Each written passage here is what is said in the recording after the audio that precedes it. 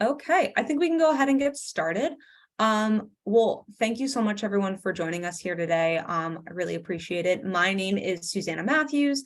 I am an assistant director of admission here at Columbia Business School, specifically working with our deferred enrollment program. So today, that's what this webinar is going to be all about. We're going to talk about our deferred program. Our application is open. We're going to talk about the CVS experience. We'll talk about admissions to the deferred enrollment program. We're going to talk about everything. But first, we have some current students who actually matriculated through the deferred enrollment program themselves. So, Natalie, do you want to go ahead and start off and introduce yourself? Yeah, hi everyone. Very nice to see so many people interested in the deferred enrollment program. My name is Natalie, grew up in Los Angeles, went to undergrad at Washington University in St. Louis, where I applied for the deferred enrollment program. And before starting at Columbia, I was a consultant at Deloitte Consulting. Awesome, thank you. And Leah, how about you? Sure. Hi, everyone. This is Leah. Great to meet you all. I'm a first-year student at CBS, matriculated in August this year. I was born and raised in China. I came to the US for college. I did my undergrad also at Columbia University.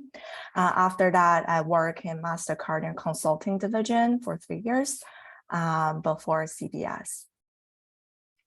Awesome. Well, thank you so much, both of you, for being here today. My colleague Danielle McColgan is in the Q&A box, so please utilize that to ask your questions throughout the presentation, and we will address those at the end. But let's go get started. Okay, so this is a little bit about what we're going to talk about here today. We're going to talk about why deferred enrollment. Why might this be the best or I don't want to say it the best option, but a potential option to participate in as you go on your MBA journey. Why might this be a program that you consider? We're going to talk about the full CVS experience. We'll talk about academics. We'll talk about career. We'll talk about extracurricular activities, and we're going to talk about everything. And we have 2 students who are living that experience right now. So we'll definitely be able to get some valuable insight. And then we'll, of course, talk about the admission process. So first, to start off, why an MBA? Why might this be a degree that you are considering or a direction that you want to head into? So I think a great place to start is to think about the various career tracks that could utilize an MBA. I think that there are plenty of different options for folks. And I think more and more what we're seeing now is the opportunity for different individuals of different either academic or professional backgrounds considering an MBA. And I think it's very true of regardless of what sort of advanced degree you're looking to obtain, you will have greater freedom in your job, career choice, and ultimately greater salary potential. I think that that is certainly true of many advanced degrees, but certainly true of an MBA. I think many different fields that is very much the case, and this is why this can be a good degree direction to head into. I think besides the overall quantitative skills that you'll develop in the MBA program, there's also an element of different types of skills. So leadership, teamwork, things of that nature. And I think combining those skills together, regardless of the field that you're in or the field that you're hoping to continue into, those will be valuable opportunities to explore. And then finally, I think there's definitely an element of expanding your network, getting to know folks who are within your industry, getting to know folks who are, outside of your industry, and really just developing those connections. So in turning this over to our current students, Leah, do you mind touching upon why you wanted to, pursue an MBA? What kind of prompted that for you? Sure. So I've always wanted to work in consulting. So after I have my consulting work offer my senior spring, I felt like an MBA will be a really good milestone for me to help me grow from a consultant to an actual product manager. That's why I wanted to pursue an MBA, and also the deferred enrollment program is in the right timing when I matriculate in 3 years or 4 years after I started working. It's the perfect timing for me to make the transition from consultant to manager. So really the kind of like professional skills, learning opportunities I can get from MBA. And also I wanted to meet like more people from diverse background, either like a personal background or a professional background, to develop the kind of like lifelong network that I can leverage outside of MBA. And also for like all the social activities, the global immersion opportunities that will be like hard to get outside of an MBA program. So I think those are the primary reasons I wanted to pursue MBA degree. Awesome. So it certainly sounds like there were a couple of different components at play leading into your decision to get an MBA. And it also sounds like that kind of is what led you into pursuing, deferral enrollment program as an option, which as we head over to our next slide, Natalie, I will kick it over to you. I have the list of reasons here why deferred enrollment might be an option for folks, and we'll definitely go over those in a moment, but would love to hear from you, Natalie, about what prompted you to choose deferred enrollment as a potential, as an option for you. Yeah, so I was exposed to deferred enrollment program because like some of my friends were looking into it, and I was like, oh, that's like quite smart. Like we're all in the mindset of still studying. Like we were just coming off of applying for like full-time jobs and other roles like that. So like we were all very much in the mindset of applications, getting referrals, doing test taking. So I figured, why not? I had the time in the spring, and I knew like similar reasons to Leah that I wanted to get an MBA, or at least have the option to get an MBA in the future. So I found that it was a really good idea to just go ahead and like, shoot my shot. There was not much to lose. And I knew that in the future, I would want the option to go to an MBA. And so I thought it was a perfect time too, because you're still in school, you have like resources and everyone around you is studying. So when you have to take your like standardized testing and, get all of your application materials together, it was a great time to like kind of have all the resources to kind of draw on that and apply for an MBA during school still. And that is really the first point on this slide right here. So I appreciate you bringing that up. You are still right now in that school mindset. Like Natalie said, you are in the process of studying. You are in the process of thinking about like what that might look like for you. And especially kind of as both Natalie and Leah have touched upon, if you know that an MBA is in your future, you are positioned well to be able to start preparing that application to be in a program, have that admission in your back pocket, and start your career. The way that our program specifically works is you work for between 2 up to 5 years before you start your MBA program. So you really have the opportunity to start exploring your career. Maybe you end up switching your career during your deferral period, but regardless, you're able to start exploring those different options, knowing that you have this admission to an MBA program, knowing that any sort of changes you make to your trajectory is not going to hinder you eventually attending an MBA program. And so really that's a nice opportunity for folks who maybe find themselves starting in one particular industry and then wanting to transition into something else. And I think another component of this, like we talked about building a network, there are other folks in this program. We have around I think over 500 folks who are currently in their deferral period right now. So you do have the opportunity and the access to start building a network with other deferred enrollment program students. We really try to host, especially now that things are back and fully in person, we try to host events where deferred enrollment program students are able to come to campus or to do things virtually, and really try to help create those connections. So you are getting to know people who are going through the same program before you step on campus to start your MBA.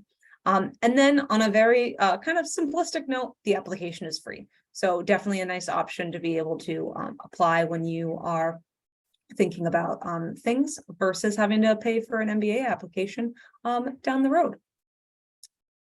So getting into the kind of core of the CBS experience, we're going to start off talking about the academics. And I don't use the word core kind of lightly. That's very coincidental. we're going to talk about your first semester at CBS. So your first semester at CBS is the core curriculum.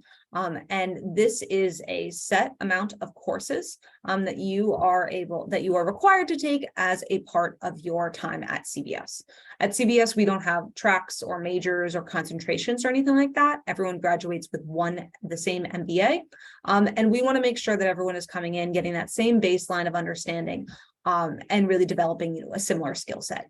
Maybe some of these classes are things you've taken previously. Maybe some are areas that you haven't been exposed to yet, but that's part of the reason why you're here. Folks do have the opportunity to test out of the core curriculum during their, before they kind of start on campus, and would then have the opportunity to start exploring their elective period a little bit sooner. But as you can see, the core really takes place during your first term, a little bit during your second term, and then you have the rest of your academic experience to take electives and really start exploring those options. But a key part of the core curriculum are clusters and learning teams. So Leah, would you mind explaining how clusters and learning teams work? Yeah, sure. So for our class, we have like around 700 students, and we are divided into like 10 clusters. So each clusters have around like 70 people.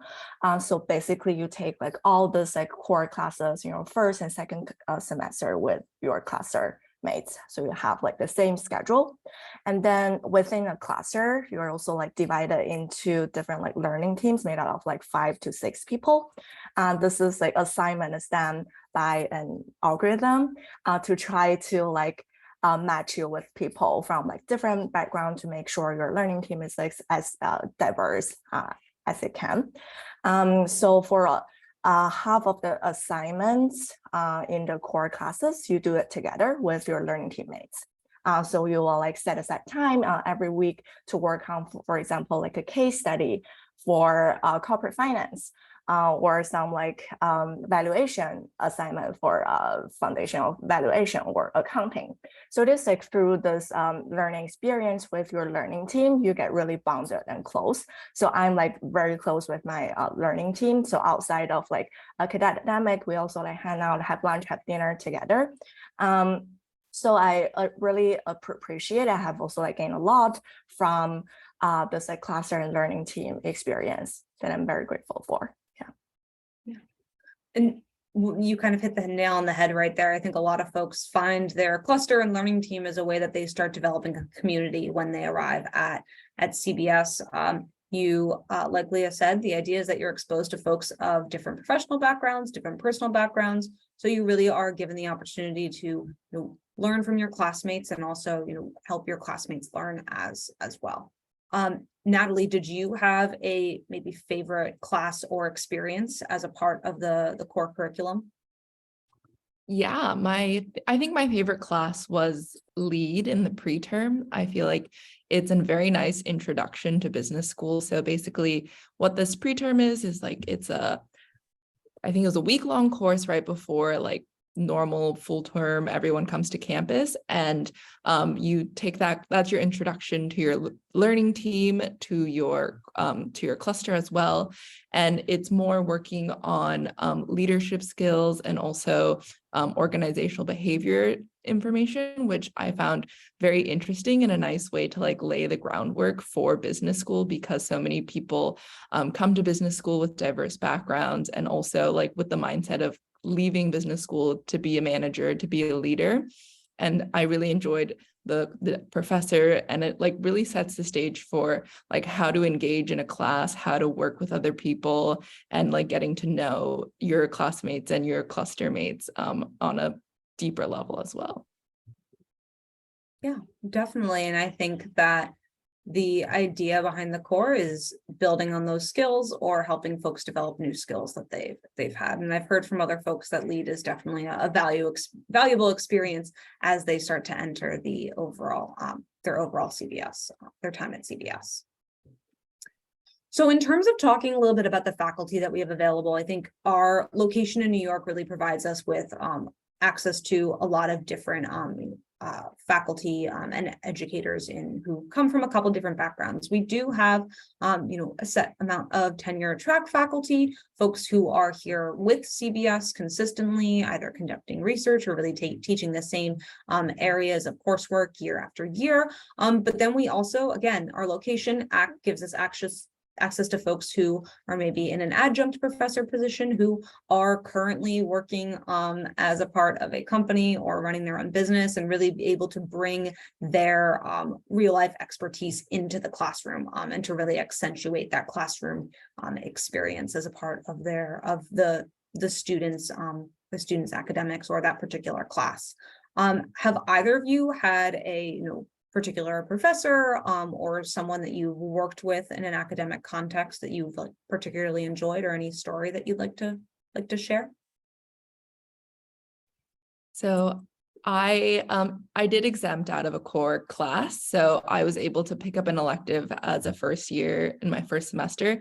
And I actually took a class with Carrie Chan, who is on the slide right now. I took US healthcare systems, honestly, just because it fit in my schedule. And I figured being a consumer of the US healthcare system, it would be helpful to have some information on it. And it honestly was one of the, it was a very, very interesting class. It definitely learned a lot about the US healthcare system that I had no idea about. And as while I was an undergrad, I was a statistics major. So it was very interesting to see all the research that Carrie has been doing. Using a lot of data analytics to try to better optimize ER room waiting schedules, and also how to manage resources in these ERs, because there's obviously a lot of issues going on in our current healthcare system. But a fun anecdote from that class, I took it with another cluster mate who also had exempted from a course, and her partner she had been telling her partner about this class and sharing all the pitfalls and traps that some companies fall into trying to maximize their healthcare plans. And he was talking to someone in his company about these pitfalls, and they actually changed their insurance policies because of the things that she learned in this class. So it was a really great elective to just randomly pick up. And I think it goes to show that no matter what class you take, whether or not you think it's directly applicable to your career path or what you want to do, there are many things that you learn that will just be broadly applicable, as managers or future leaders.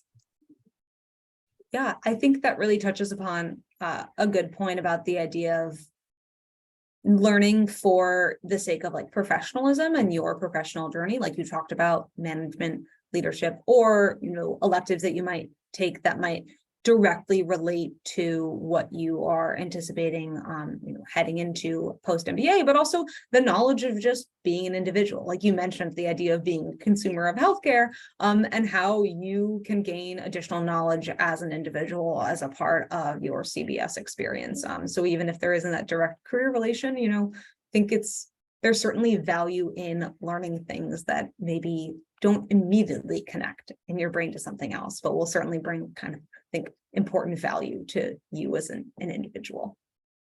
And talking a little bit about electives, this brings us to our next slide. This is just a small sampling of the different electives that are available. And one question that I'm often asked is, if I take an elective in a particular category, do I only have to take electives in that particular category? No, certainly not. You are welcome to really choose your own adventure, so to speak, and pick and choose electives as you see fit, and really see what's going to be the best option for you and what's going to make sense. I know that Python for MBAs has consistently been a fairly popular class, and there are some electives that are that involve a travel component. I know that Bridging the American Divides includes a domestic travel component. There are some classes that include an international travel component. I know this past spring, there were folks, now that travel is more readily available, traveling during spring break as a part of their academic experiences. But there are some times where folks will focus in on a particular subject, or sometimes just pick and choose depending on what direction they see themselves go in. So Natalie, I know you, as you mentioned, have had the opportunity to take an elective. Leah, are there any electives coming up that you're thinking about that seem of particular interest to you, or are you still trying to figure out what that might look like? Yeah, so I actually took like one of the elective on the slide. It is innovative using design thinking under this entrepreneurship and innovation bracket. So it is like a half-term course. Half-term means like this class like happened during like 6 weeks. And I really like the format of this class. It's more like a workshop, and you are like divided into like different groups, and your groups need to complete like a design challenge for a specific client problem. So for our session, the design problem is to help a startup in Budapest open a new office in New York City and to design the perfect workspace for them that can bridge the gap between like in-person and hybrid working. So we work with the client actually very closely. They are always like available on the Slack channel if you want to like ask them any questions. And also like for me, coming from like a management consulting background, to study something like design thinking, design consulting is like a very like fresh perspective. Thinking like brainstorm on product design ideas, build prototype, and do like a final client presentation and iterate on those like feedback.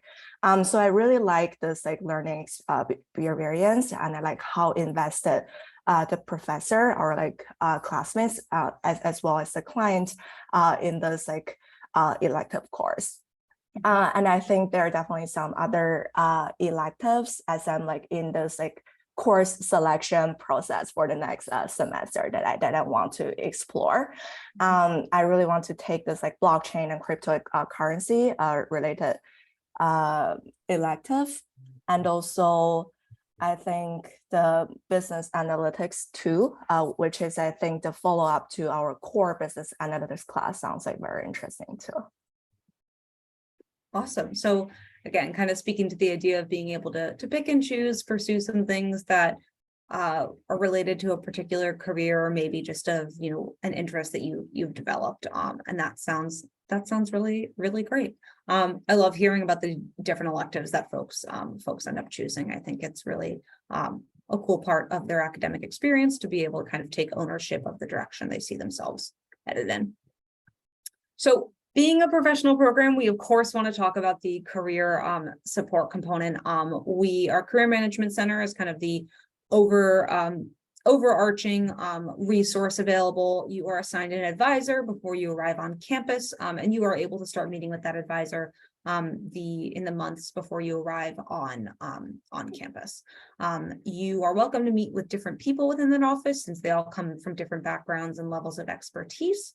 But then we have a couple other resources available as well. We have an alumni coaching programs. Those are alumni who will volunteer with our office to be able to provide kind of particular guidance related to a particular career. And then we also have our executives and residence programs. So these are C-suite level executives who are sometimes they're graduate of CBS, sometimes they're not. They just understand the value that CBS grads bring, and so they are there for kind of like long-term career advice. Trends within a particular industry, things that they maybe wish they had known, or a little bit broader guidance. And they will kind of offer small group conversations or one-on-ones or things of that nature. And then we also have our second year career fellows. So those are folks who have been through that first year. They understand maybe where some struggles might come in, and are resources available as well. So I would love to hear from both of you. Maybe I'll ask Natalie first, then Leah, what your experience has been thus far with career related topics, whether it be the advising, whether it be recruiting process, whatever that might look like for you. Yeah, I have found that everyone is super supportive here at CBS, and I have heavily leaned in on the second year peer CMC fellows. I think starting off, I was like, my first draft of my resume, I was a little too intimidated to go straight to the executives. So they really work with you. They'll sit with you, go line by line, review everything with you. And they're very welcoming and friendly and really here to support you. And I feel like that like trickles through with all of the second years as well. It's not just people who are CMC fellows, but all of the second years are very open and welcome to, if you want to discuss about how they got their internship offers or how they went through their first year at the MBA. There's really a sense of camaraderie and people who want to just support you and make sure that you are successful as well in your journey.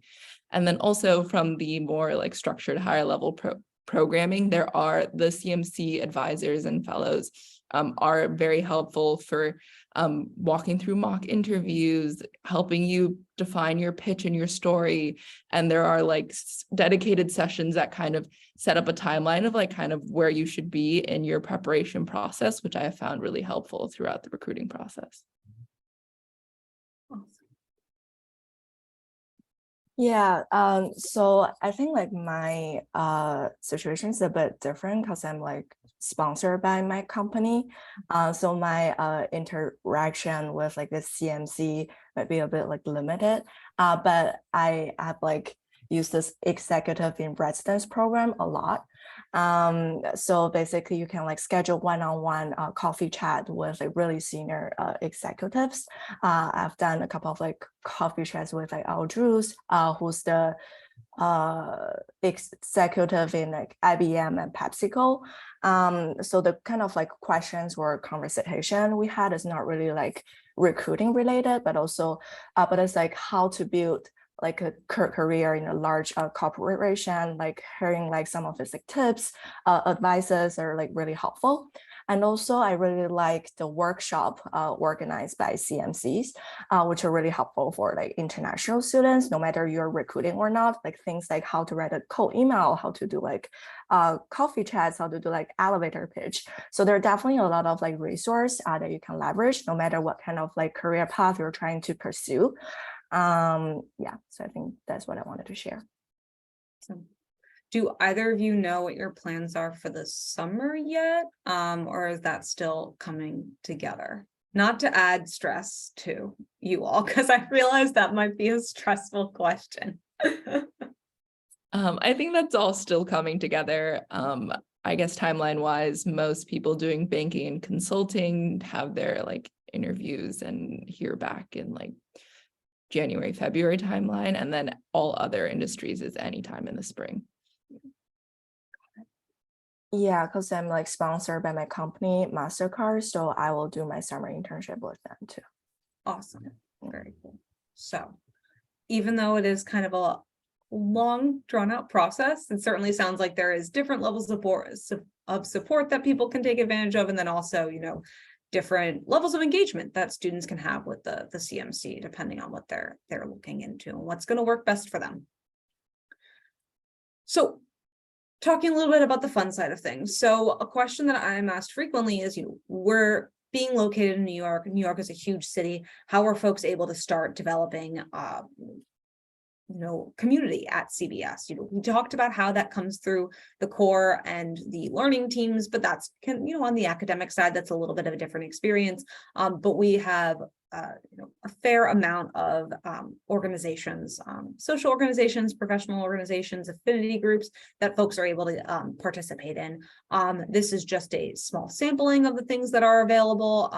But there all are plenty of different organizations spanning different topics. And I think this is also an area where folks really start to be able to develop a community and really start to find their place in a couple different areas. So Leah and then Natalie, aside from your work with the admission office, what are you involved with on campus? What else are you doing in your free time, which I'm sure is limited, but Sure. So I have like signed up to be like members of a couple of like different clubs, and I'm on the board of Columbia FinTech and Blockchain Asian Business Association. And for like social clubs, I actually just like came back from a Yosemite trip with the Columbia Outdoor Club, which is like such an amazing experience. So there are like 25 of us on the trip, and we rented like 5 RVs. So we camped and hiked in Yosemite, and we were like, when we say like really close to each other, and had a great experience. So there are a lot of this kind of like fun social clubs that organize this kind of like treks, either domestic or international trips, and you can look forward to. Yeah. Awesome. That sounds like a great way to spend some time together. And I'm sure on a trip like that, you definitely become close in a couple different ways, I'm sure. Awesome. Natalie, how about you? Yeah, your pictures looked amazingly. I will have to ask you more about that later. I'm also on the Asian Business Association board with Leah, also a part of professional clubs, so the Media Management Association and the Technology Club. And I feel like for like that mentorship for career advising as well, those clubs really come in handy, and they also do provide a lot of support and resources for the recruiting process, which I have found very helpful. In terms of social clubs, I've really enjoyed there's the wine club that's always very popular, that everyone gets involved with. I'm also part of the Art Society, and so like leaning in more about being in New York, it's been really great to be able to explore parts of the city and the culture here through the Art Society and with other members of CBS who are also interested in exploring museums and going to shows, which I've really appreciated and enjoyed as well.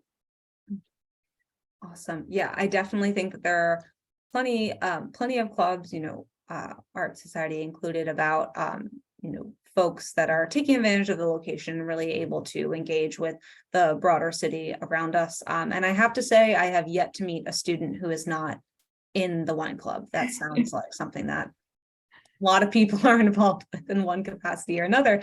But one thing that I do want to highlight that you both touched upon is the idea that you are on the board of clubs. And so I think that that is an important thing to highlight, that folks, whether you are first or second year, like you are able to participate in that sort of in that leadership capacity as a part of these organizations. And you're able to come in as a new member of the community and find a couple different ways to get involved.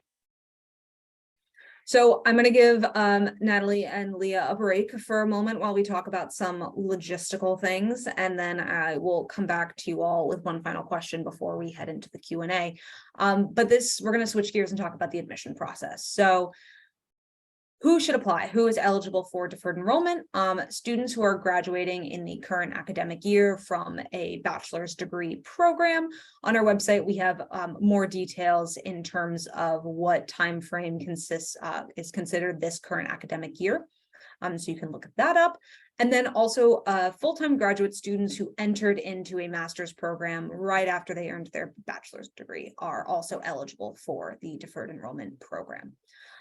So breaking down the application requirements a little bit further, I do want to start off before we get into this. The deferred enrollment program application is entirely separate from the MBA application. It's two different populations of applicants. It's an entirely separate application. So folks who are applying for deferred enrollment are in no way compared to folks who are applying for the MBA program. You're at different points in your lives, you're at different levels of experience. It's basically effectively kind of two different programs in a couple different ways. So we will ask for you to complete an online application form. That application is actually open now, so you are welcome to start filling that out should you so choose. We will ask for an academic transcript. This does not need to be an official transcript. We will accept unofficial when you apply. I always want to highlight to make sure that folks know we aren't going through your transcript with a fine-tooth comb trying to pick and see what classes you may or may not have taken. We're really looking at the overall performance and how any sort of trends that someone has experienced, and really what you've been spending your time engaging with in your academic experience. We see applicants from all sorts of different backgrounds in terms of academic experience, and so we really want to make sure that we are looking at that versus picking through and seeing what classes people have or haven't taken. We will ask for you to submit standardized test scores. We'll ask for the GMAT, the GRE, or the executive assessment. We do not have a preference in terms of which test you take. We advise you to take whichever test is going to be the best fit for you. and whatever is going to make the most sense for you at the end of the day. We also will we will accept unofficial test scores. We also advise taking some practice tests before you start going down that direction and figuring out what is going to make the most sense for you. And even if you think that you might apply to another type of graduate program aside from the MBA, I think the GRE will be a better option just because the GMAT tends to be really typically specifically for business school. So if you're looking something that's for more applicable across a wider range of programs, I'd say the GRE is the best option. We will ask for a current resume. Please try to make it 1 page. Again, we understand that folks might have had a couple different experiences during their time in undergrad. Maybe you're able to highlight any sort of professional or work experience you've had, maybe some community work, maybe some academic experiences you've had. We're really just trying to get a sense of what you've been spending your time doing the past couple years. We will also ask for 1 letter of recommendation. This can be someone who is in your academic realm. It can be someone that you've known professionally, maybe an internship supervisor. We really don't have a preference either way. We would really rather you select someone who is able to speak to you as an individual and your strengths versus kind of forcing yourself to pick someone who maybe doesn't know you as well. We would really rather see that to really get a sense of who you are as an individual as we're reviewing your application. And then we'll ask for 2 short answer questions. So these are the 2 short answer questions they will ask you to complete as a part of the Deferred Enrollment Program application.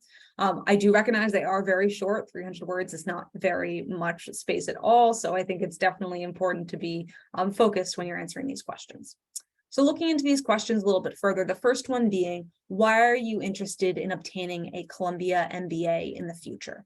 Now, I look at this and I see two questions here. I see why Columbia and why an MBA, because we are asking for 2 kind of different points to be addressed here in this application.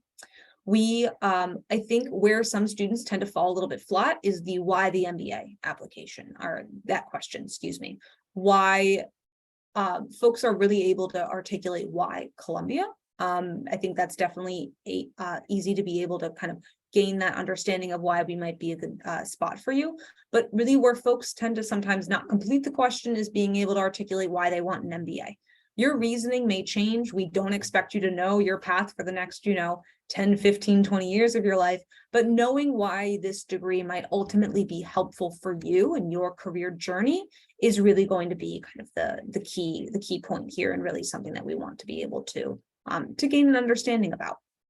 And then the second question here, who is a leader you admire and why? Where some folks tend to kind of fall flat on this question is the and why. We really love hearing about different leaders that you find their skills to be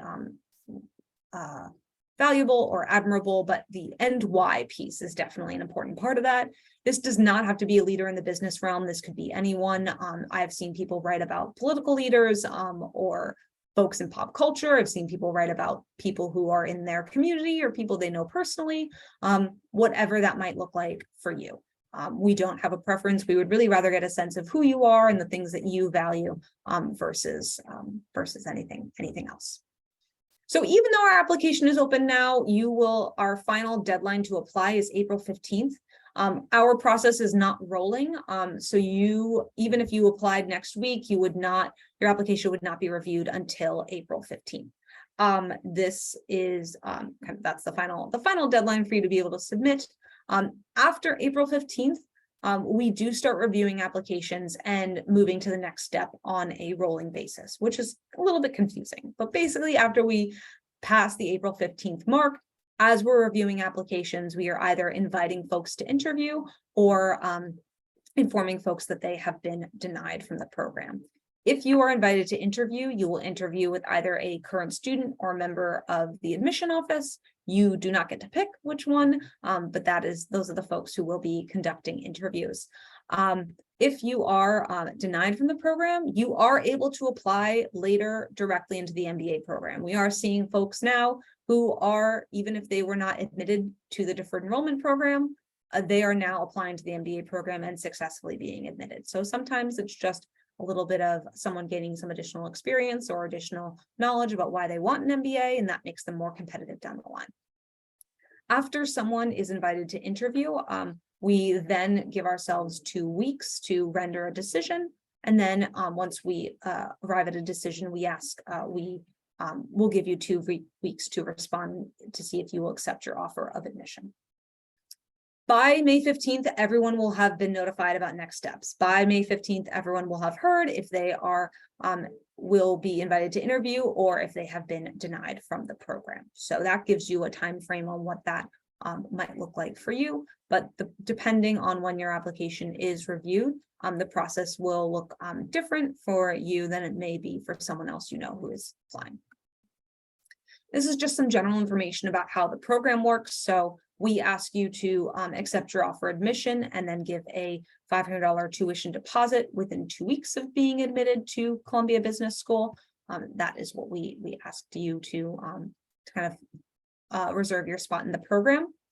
During your deferral period, you are welcome to engage with us as much or as little as you would like. But at the very least, once a year, you will submit a yearly deferral continuation fee that will hold your spot in the program, and then also provide a brief employment update to get a sense, so we can get a sense of what you're currently doing, what you hope to maybe be doing in the future, and really just get a sense of where you are with things.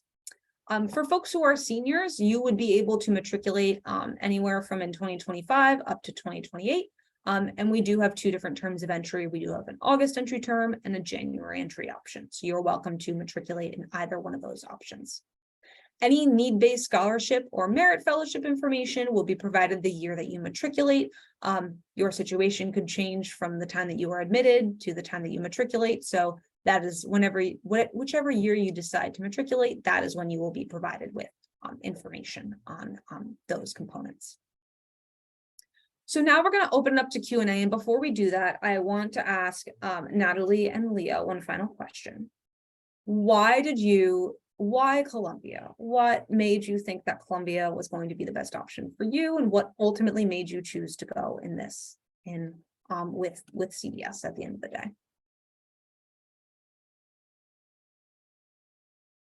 I can go first. I chose Columbia because I wanted the access to all the resources New York had to offer as well. And also, like, when I was speaking to the people at Columbia, they were the ones that made me feel the most at home. So I knew that this was the group of people that I wanted to connect with, to build my network with, and spend the next 2 years with. Yeah, for me, because I did my undergrad at Columbia University, so I have this loyalty to my alma mater, and also I really enjoyed living in New York City. Like Natalie said, the experience, the people you get to meet is unparalleled. Yeah, and I only applied to one DEP MBA program, that is with CBS. Awesome. Well, we are glad that you both are here with us at CBS. So I'm going to stop sharing my screen just so we can have a little bit more space to have our conversation. And right now in the chat box, I'm going to put my contact information so everyone will be able to see that. And I'll also put the contact information for our front office as well. Danielle, what sort of questions do we have? Who are these questions for? Take us away with this Q&A. Okay, awesome. And great job, everybody, on the session. So my first question is, I'm going to pitch this one to Susanna. Would you be able to offer some thoughts about who would make a good recommender for the DEP application? I know you touched on this when you were discussing the admissions process, but I'd love a little more insight. Sure. So just to clarify, the 2 emails I just put in the chat box, one is my email and then one is the general email for our office. So what we will see most commonly is either someone who maybe you reported to in a internship opportunity. So maybe that was something you did outside of your undergraduate institution, or maybe something you did internally. We will sometimes see a job supervisor, maybe you have a job on campus or something of that nature, someone of that who's maybe basically known you in a professional context. This can be someone who's only known you for a summer. This can be someone who's known you long-term. Either we see that side of things. We also will see someone who's known you in an academic context. So a professor, maybe a teacher's assistant, maybe someone you've done research with. Those are the areas that we most commonly see. We sometimes see someone who's known the applicant in the context of any sort of community-based work they may have done. But really we see things more on the academic side or the professional side. Folks will often ask me, does it have to be someone I've known from an internship? Certainly not. You may have been in a position where you were one of, 20 interns reporting to one person, and maybe they don't know you as well as the professor that you've taken 4 or 5 classes with. So that is really, I would go with the guidance of who is going to be able to speak to you as an individual. And it doesn't necessarily have to be, in depth of why they think you would be a good fit for an MBA program. It's really getting to know you, getting to know like who you are as an individual, maybe who you are in the context of being a professional worker or, your work in the classroom, getting a sense of that. I think both different types of letters can be valuable to us. We understand you're using your recommendation letters for different things, but I will say, if you're using it for multiple deferred enrollment programs, make sure your recommender doesn't put your, a name of a school in a recommendation that could be going to multiple locations. That's just a pro tip. Amazing. Thank you for that, Susanna. So I have a question actually for Natalie and Leah. Just asking if you could speak a little bit to the interview process for the Deferred Enrollment Program. How did your interviews go? Maybe if you have like one key takeaway for preparing for those interviews, since I know they can be kind of mystifying and stressful.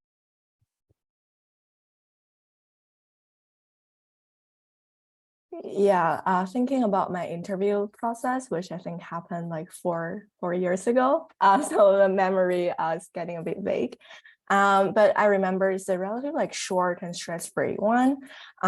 So there are questions like why MBA, like why Columbia, but it's also really a very conversational process. I think it's the admission officer trying to get to know you, what you're interested in, what you're trying to get out from the program.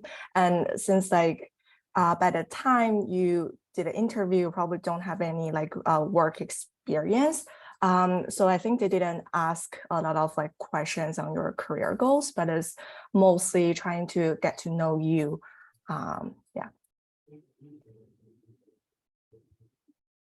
Yeah, my experience was very similar. It was very conversational. It was very much just trying to learn more about my interests, my background. So I think if you want to prepare, just, make sure you have, your general behavioral interview was what the interview was like. And it's not like they're trying to grill you or quiz you or test you on anything. It's just being able to share your story and what you're interested in and why you want an MBA and why Columbia.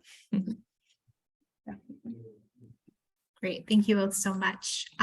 This one is more technical, so I'm gonna throw this one to Susanna. So we are asked, can I apply to other master's programs during the deferral period? Yes, you can.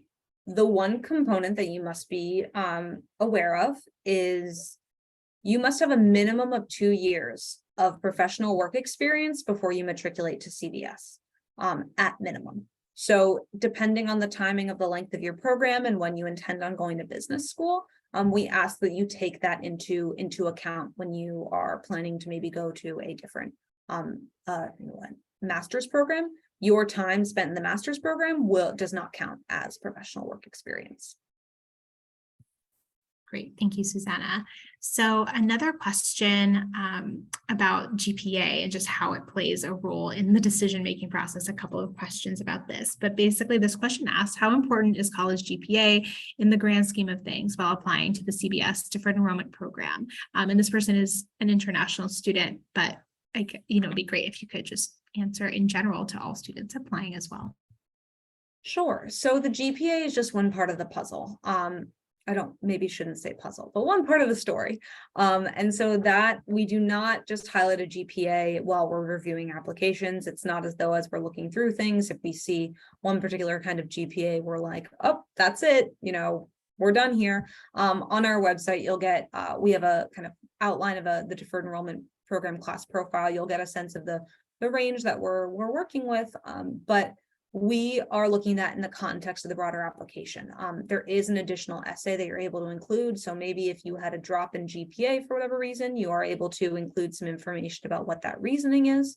But we are looking at in the context of, the personal qualities, professional promise, why does someone want an MBA, things of that nature. Same with test scores. It's just one piece of the overall story and the overall application. So we are not in particular just highlighting a GPA because, you are more than a number and you have more to you and more to share and more to contribute to, the eventual MBA class that you are a part of than just that grade point average. Awesome. Thank you, Susanna. Another question for Natalie and Leah. This attendee is asking, what kinds of undergraduate majors or post-college career paths do your classmates pursue? Is there a variety of backgrounds represented in the class at CBS? Yes, there are definitely a variety of backgrounds presented. Everyone comes from many different types of backgrounds. Like in my learning team, I have someone who has a theater background, and then also, more traditional pre-MBA background. Someone came from banking, someone came from consulting. I also came from consulting. So you definitely have a wide range of backgrounds represented in our class, especially I feel like at Columbia, they do a very good job of getting a diverse group of people, especially when it comes to backgrounds. Yeah, totally. And I'm actually amazed by the diversity of backgrounds my classmates came from. There's a producer for HBO. We have an opera singer. We have entrepreneur, startup owners. And also people coming from more traditional banking and consulting background, but they're trying to pivot to a not so traditional industry post MBA. One of the person in my learning team is a banker, but he wanted to do reporting, sports reporting after MBA. So it's definitely a lot of interesting background and career path. People both before MBA were trying to pursue or get into after MBA.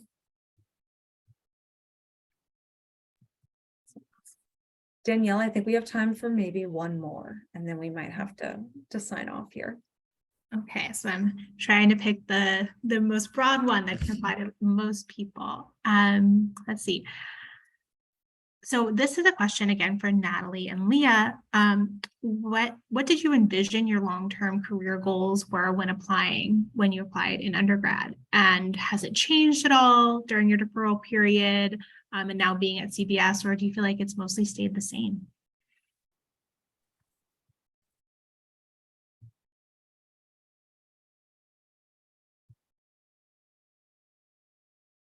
I can go ahead and take this first. I think when I was coming out of undergrad, I was still very unsure what I wanted to do long term.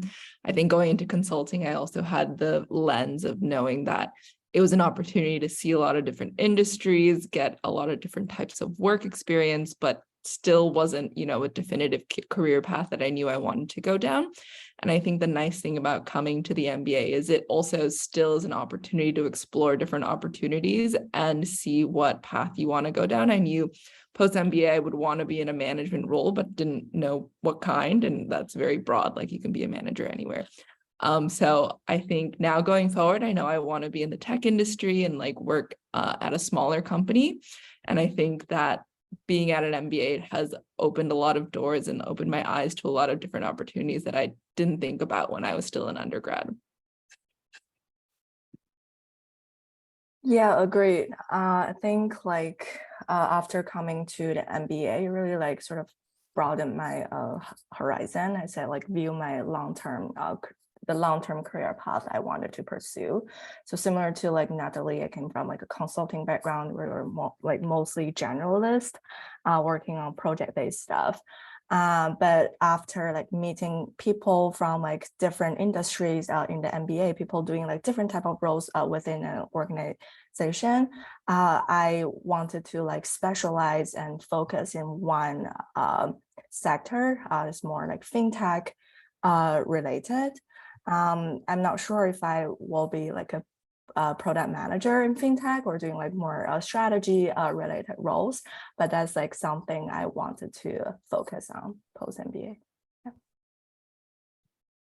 Awesome. Well, thank you both so much for your time. We really appreciate you taking a little bit of time out of your day to be able to join us. Thank you to Danielle for your work with the Q&A. If there are any questions that weren't answered today or questions that might come up in the future, please feel free to reach out to us. We are happy to help. But the deferred enrollment program is, the application is open, and please feel free to reach out with any questions or anything of that nature. All right. Thank you so much, everybody. I hope you have a great day, afternoon, evening, whatever it might be for you. Thanks, everybody.